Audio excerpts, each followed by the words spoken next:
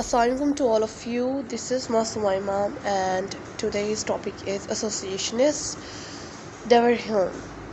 अच्छा जी, David Hume जो है वो थर्ड ब्रिटिश एसोसिएशनिस्ट हैं, ठीक है, और जिन्होंने अपनी एजुकेशन जो है वो एडिनबर्ग से जो है वो हासिल की और वो फ्रांस के शहर स्कॉटलैंड में रहते थे. ठीक है जी, डेविड का काम ये था कि उन्होंने जो है ट्रू सोर्स ऑफ नॉलेज पे जो है ऑब्जर्वेशन की, और उनका कहना था कि सेंसेस जो हैं वो परसीव दुनिया को ज़्यादा करते हैं. ठीक है, जैसे कि फॉर एग्ज़ाम्पल उन्होंने बताया था कि अगर एक पर्सन एक टेबल को रूम में देखता है तो उसके लिए उसको सेंस ऑफ विजन है, यानी कि वो देख सक रहा है मेज़ को, दैट्स वाई उसको वो टेबल नज़र आ रहा है, तभी वो टेबल उसके लिए जो है वो एग्जिस्ट करता है. ऑन दी अदर हैंड अगर पर्सन उस कमरे से दूर चला जाता है तो वो टेबल अब उसके लिए नॉन एग्जिस्ट रहेगा, यानी कि सारी एग्जिस्टेंस का मामला जो है वो मटीरियल वर्ल्ड के साथ है और आपकी परसेप्शन ऑफ सेंसेस के साथ है. आपने सेंस किया किसी चीज़ को, आपको वो नज़र आए या आपको दिखी या आपने टेस्ट की या आपने टच की या आपने सुनी, तो वो आपके लिए है, तो वो एग्जिस्ट करती है. अदरवाइज़ अगर वो सेंसेस के अलहदा है तो वो एग्जिस्ट नहीं करते. अकॉर्डिंग टू ह्यूम जो हमारे सेंसेस का जो परसेप्शन लेवल है वो इस तरह से काम करता है कि एक वजह बनती है और उसके बाद उसका जो है असर कायम होता है, यानी कि उसका इफ़ेक्ट ज़ाहिर होता है. इसका मतलब ये है कि एक इवेंट जो है या कोई एक वाक़या दूसरे वाक़यात को जो है वो फॉलो करता होता है और पहले वाक़ये को बाकी तमाम वाक़ये का जो है वो सबब समझा जाता है, यानी कि उसका रीज़न समझा जाता है, यानी कि दूसरा वाक़या उसका असर हो गया, उसका इफ़ेक्ट हो गया. यानी इसकी मिसाल सेम इसी तरह आती है कि अगर हम उम्मीद करते हैं, यानी कि हम उम्मीद करते हैं कि जी सुबह जो है सूरज जो है वो तलू होगा, तो ये हमें क्यों पता है? क्योंकि ये हमारे माजी के तजर्बे पे जो है ये सारी बात बेस्ड है. हमारे माजी के तजर्बे से पता है कि सुबह सूरज तलू होगा, तो हम ये बता रहे हैं कि मतलब इतने यकीन से बताते हैं कि अब सूरज तलू होगा.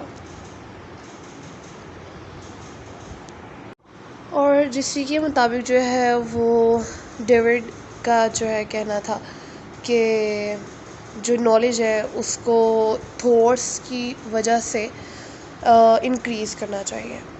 जैसे कि मतलब जो है पुरतशद्दुद जज्बात जिसको कहते हैं हम, अग्रेसिव फीलिंग्स, और कुछ होती हैं पुरसकून जज्बात जैसे कि काम फीलिंग्स. तो मिसाल के तौर पर अगर हम तशद्दुद जज्बात को देखेंगे, यानी कि स्ट्रॉन्ग फीलिंग्स को देखेंगे, तो वो आती है मोहब्बत और नफ़रत में.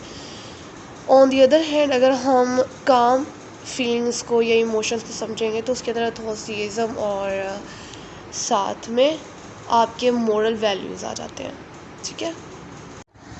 Next our एसोसिएशनिस्ट is Dennis डेरोट्स. अच्छा, ये भी बहुत ही इम्पोर्टेंट जो है फ़िलासफ़र साइकोलॉजिस्ट है अपने एरा में. अच्छा जी, इनका जो मटेरियलिस्टिक पॉइंट ऑफ व्यू था वो ये था कि जो मैटर है उसकी डायनामिक और उसकी मूवमेंट ऑफ पार्टिकल, यानी कि पार्टिकल्स की हरकत जो है वो सेंसेशंस और फीलिंग को जो है वो बॉडी में जनरेट करती है या क्रिएट करती है. ठीक है, ये पॉइंट ऑफ व्यू जो था ये काइंड ऑफ सिमिलर था थॉमस होब्स से. ठीक है, और इन्होंने ये बात में पोस्टुलेट किया कि जो थॉट्स और जो मेमोरी है वो ब्रेन और जो ब्रेन में मतलब ब्रेन ही इसके फंक्शंस को संभालता है, तो ये मैन और एनिमल दोनों में ही मेमोरी का काम करते हैं. अच्छा जी, जो डेनिस थे वो अरिस्टोटेलियन ट्रेडिशन के फॉलोअर्स भी हैं और ये बिलीव करते हैं अरिस्टोटल की जो ऑब्जर्वेशन थी, knowledge is gathered by observation, ये उस पर भी बिलीव करते हैं.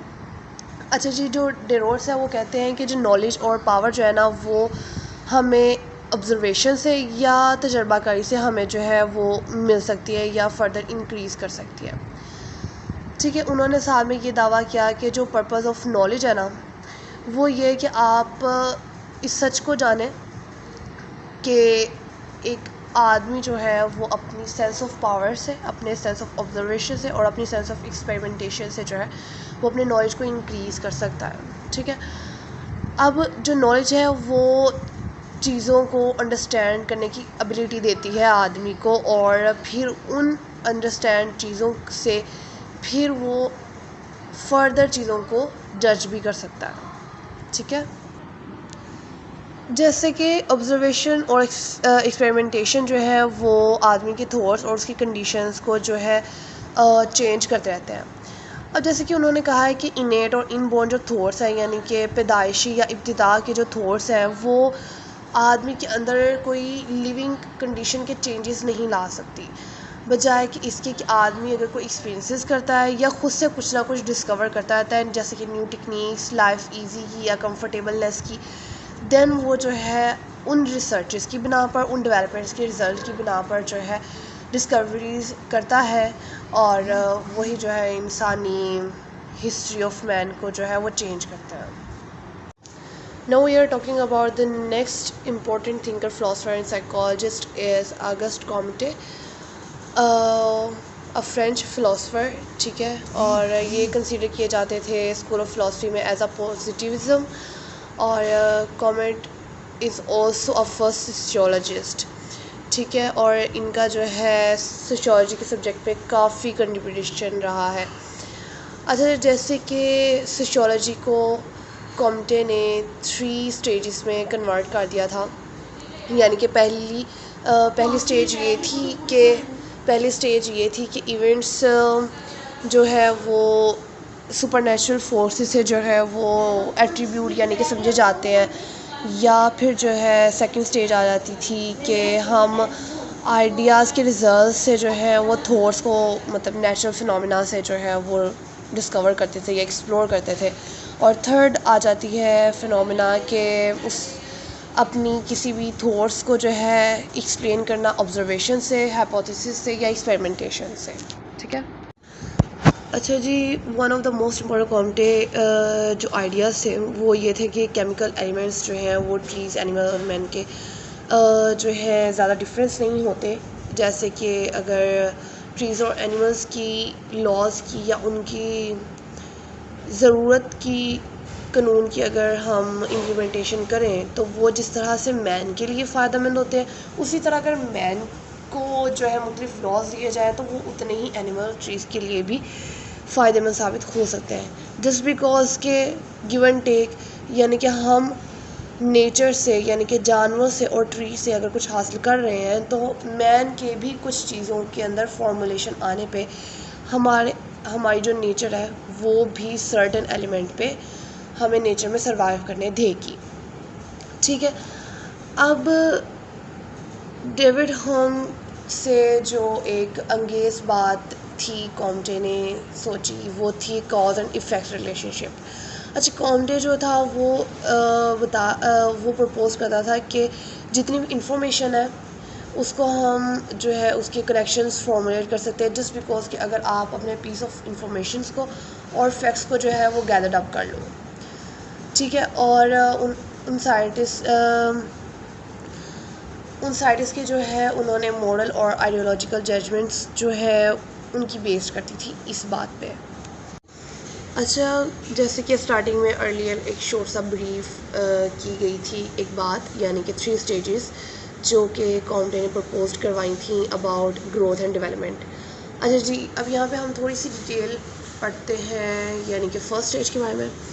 فرسٹ اسٹیج یہ تھی کہ ہم اپنے تھاٹس کو سپر نیچرل وے سے جو ہے وہ کس طرح سے ایکسپلین اور انڈرسٹوڈ کرتے ہیں. جی، کہ جو مین ہے وہ ایکسپلین کرتا ہے یا ایونٹس کو سمجھتا ہے سپر نیچرل گوڈز اور اسپرٹس سے ریفر کر کے.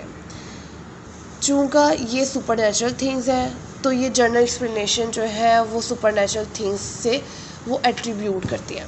اچھا جی، سیکنڈ اسٹیج یہ ہے کہ جو مین ہے وہ ایونٹس کو میکینیکل ٹرمز سے ایکسپلین کرتا ہے. جیسے کہ ڈسکوریز آف لا ہو گئی جو کہ آدمی پہ اور نیچرل فنومینا پہ جو ہے وہ بیس کر رہی ہوتی ہیں، ٹھیک ہے. اور ساتھ میں تجربہ کاری پہ بھی، اور جو نالج ہے وہ گین کیا جاتا ہے through observation and thoughts of senses, مطلب حواس کے تھاٹ سے بھی اور آبزرویشن سے بھی اور ایکسپیریمنٹیشن سے بھی. اچھا جی، تھرڈ اسٹیج یہ تھی کہ جو آدمی ہے وہ ایکسپلین کرتا ہے ایونٹس کو اور سمجھتا ہے ایونٹس کو تھرو ڈیمونسٹریٹک وے. اچھا، ڈیمونسٹریزم explain event in the term of cause and effect relationship, یعنی کہ وہی بات آ جاتی ہے cause and effect relationship کی، کہ اگر کوئی وجہ ہوگی تو ہی اس کا اثر ہوگا. ٹھیک ہے، اس کا مین یہ تھا کہ جب ایونٹس جو ہے وہ وقوع پذیر ہوتے ہیں، یعنی کہ ہوتے ہیں، تو ان کو ہم جو ہے وہ کاز اینڈ افیکٹ ریلیشن شپ سے جو ہے وہ سمجھے جا سکتے ہیں. یہ کہنا تھا ڈیوڈ ہیوم کا. اور مطلب جیسے کہ آپ کو اسٹارٹنگ میں بتایا کہ کامٹے نے کاز اینڈ افیکٹ ریلیشن شپ سے ایک حد تک ڈینائی کیا تھا، لیکن اس نے تھرڈ اسٹیج میں یہ پرووائڈ بھی کر دیا ہوا ہے. سو لیکچر نمبر